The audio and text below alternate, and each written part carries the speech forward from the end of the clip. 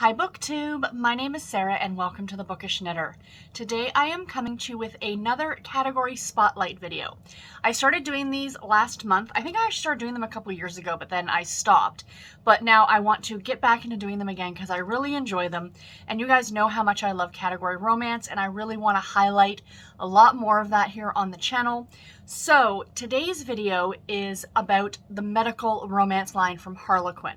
So I'm going to talk about a couple of different things here in this video, not just the Harlequin medical line, but as well as the Mills and Boon medical line, and talking about some older books from Harlequin as well. So let's jump in and get started. So right off the bat, I'm going to state that I was never the biggest fan of the medical romance line.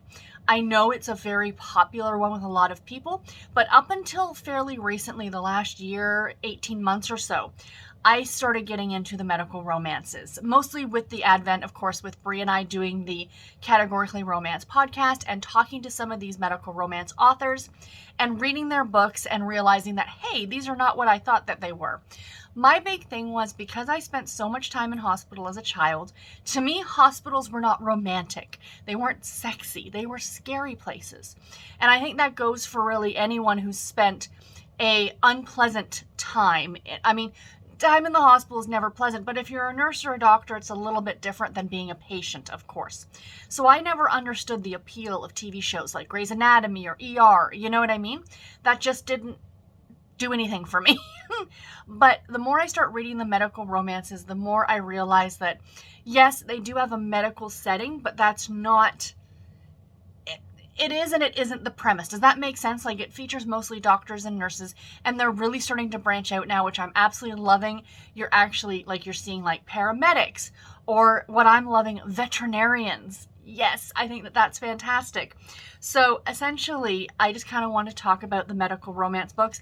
I don't have any that I'm actually going to absolutely highlight, but I do have a stack here from various authors that I kind of wanted to show you guys, just to give you some author recommendations, and I'll leave the list of authors in the description box below. You guys can go ahead and check it out. So first of all, the very first Harlequin Medical was published in January of 2001, and as of May of 2022, so as of this month, there are roughly, I think it's 1,248 books published in this line. The first book, like I said, came out in 2001, was called Practically Perfect by Carolyn Anderson. There's a picture of it right here. Sorry if the lighting is going in and out. We're going to get a big storm, it looks like. So let me read to you the back of this book. It says, falling in love was out of the question. When surgeon Connie Wright broke her arm, she had some serious decisions to make. It seemed natural to go home, but finding Patrick Durant pitch-hitting for her father in his general practice was disturbing. Connie thought him deeply attractive, and his small son, Edward, soon found a place in her heart.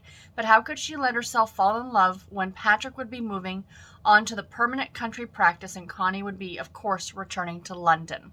So that's the first one. Now, the one thing I did want to say about a lot of the older ones from years ago, a lot of them were UK based. You got a lot of general practitioners, you know, very UK based, and that's because they were reprinting, to my understanding, the Mills and Boon medical books under the Harlequin banner, but renumbering them. So starting at number 1. I think this was like number 800 and something in the Mills and Boon medical line.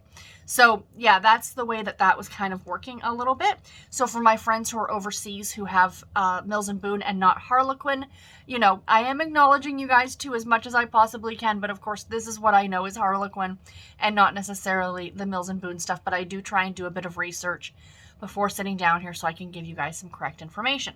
So, authors, let me show you guys some authors. So, Kate Hardy has written a ton for the medical line. This is one of her older books, A Baby of Her Own. This came out in June of 2003. It's number 113. So this is the way that they used to look, the medicals. I have a couple of different cover changes, I guess, if you will, for these books. I got lucky last summer and got a huge box off of Facebook Marketplace. Somebody was selling off a mother's or grandmother's collection of them. So I got a lot of older ones, and then I got a big gap, and then I got some more recent ones. So anyway, so yeah, so Kate Hardy is definitely one author to check out. I did mention, of course, Sarah Morgan in my Sarah Morgan Spotlight video. She also wrote for the medical romance line. Definitely check her books out. We have Abigail Gordon has written a ton. This is The Pregnant Police Surgeon, and this came out also in July of 2003. So yeah, so there's that one there. And then we jump ahead to 2018. And we have Resisting the Single Dad by Scarlet Wilson. I know she is a fan favorite. I love her books as well. Her stuff is fantastic. She has written a ton for the medical line. I do love the way that these ones look. And they did these, a lot of these were in larger print. If you got a subscription to the medical romance line through Harlequin, or if you still do, quote me if I'm wrong, you guys, or don't quote me. Let me know if I'm incorrect in the comments below. But for those of you who receive this in a physical edition, like you receive the subscription every month, I believe they come as a large print, I think. So yeah, this is Resisting the Single Dad.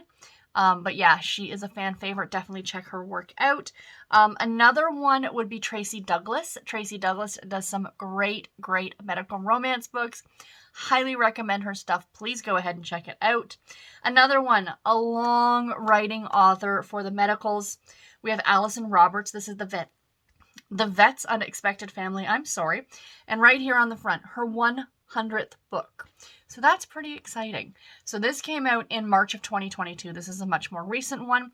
But as I said, this is one about a veterinarian. So that's exciting. So it says here on the back, he's a celebrity veterinarian. So is it for celebrities or for celebrity pets? I'm curious. I haven't read this one yet. I need to get to it. We also have here Deanne Anders. She has written a ton. Florida Fling with the Single Dad. Absolutely fantastic. I love the cover on this one. It looks fantastic. And last but not least, maybe I'm biased because she is a friend, but I am a huge fan of course, Juliette Hyland. This is The Nurse to Claim His Heart.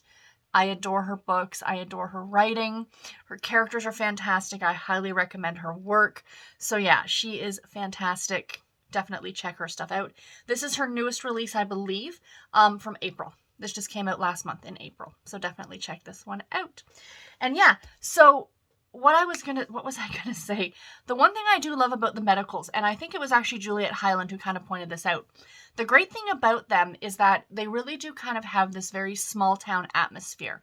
Even though they're taking place in a hospital.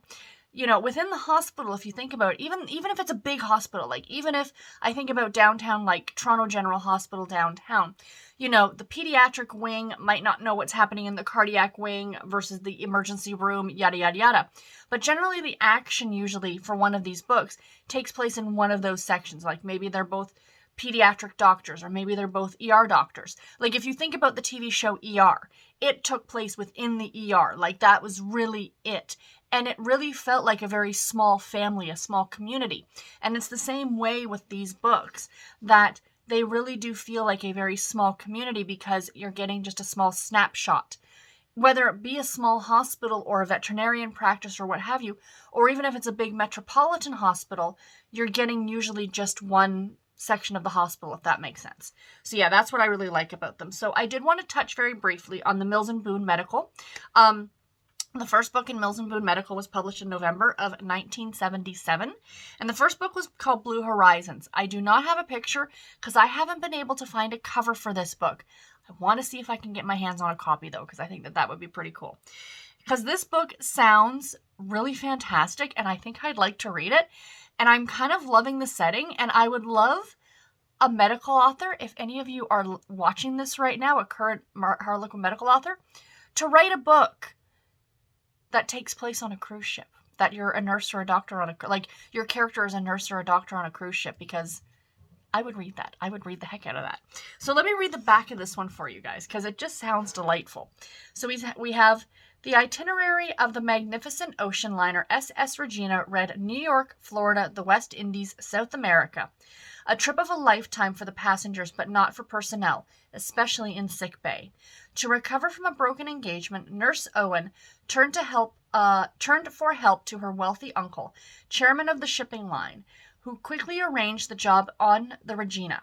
Full of romantic ides about life at sea, her first shock came when she met Dr. Mike Halliday. One look was sufficient for open warfare to be declared in the sick bay. And with her ex-fiancé Colin Butler on board, shipboard life was far from smooth sailing for the pretty niece of the chairman. I mean, this is the 70s, may not, have been the best, but I really want to get my hands on this book because it sounds really good, right? And I kind of want someone to put a modern day spin on it, and I think that would be delightful. But anyway, yeah, so that's my thoughts on that. And then the last thing I want to talk about is that medical romances within Harlequin are not new. Clearly the Mills and Boon one came out in 77, so that's 45 years ago now, because I was born in 79 and I'm 43, so 45 years ago. But even longer and further back than that, if you go back to the books written by Betty Niels in the 50s and 60s, even a lot of those, the older Harlequin romances, the original Harlequin romance line, or the original Mills and Boon romance line, a lot of those books featured doctors and nurses. Betty Niels was famous for it. That was her jam. She always wrote books about doctors and nurses. So having romances within a medical setting is not, it's not that, it's been around since the beginning of Harlequin, essentially. And, the fact that it took until, 2001, for Harlequin proper to get a medical line. I mean, like I said, Mills and Boon has had it for a while, but it took a while for Harlequin to get it. Now, as for the Mills and Boon medical, from my understanding from my research, it looks like the last book was published under that banner in March of 2022. Any of my overseas viewers, could you confirm that for me? Are they no longer publishing Harlequin or Mills and Boon medicals in the UK or overseas? Let me know, because I am interested to know that. So yeah, that's all that I have for this video today. I do hope that you guys enjoyed it. And until my next video, everybody, take care and happy reading. Thank you all so much for watching. Bye, guys.